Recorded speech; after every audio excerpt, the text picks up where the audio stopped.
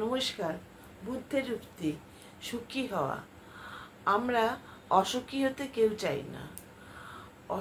আমরা অসুখী হয়ে দিনের পর দিন কাটাই, অথচ আমরা বুঝি না সুখী হওয়াটা আমাদের হাতের মধ্যেই আছে।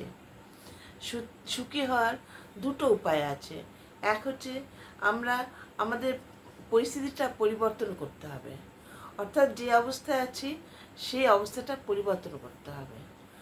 দুই, আমাদের মানসিকতাটা পাল্টাতে হবে, অর্থাৎ আমরা অন্যের সাথে প্রতিযোগিতা করব না। যদি করি বা হিংসা যদি করি অন্যের সাথে, বা খুব অহমিকা নিয়ে থাকি, এরকম আমরা জানিয়ে রাত দিন ভাবছি, সেই ভাবনাটা পাল্টে দিলেই সঙ্গে সঙ্গে আমরা অন্য মানুষ হয়ে যাব। তখন সুখী হতে দেরি লাগবে না।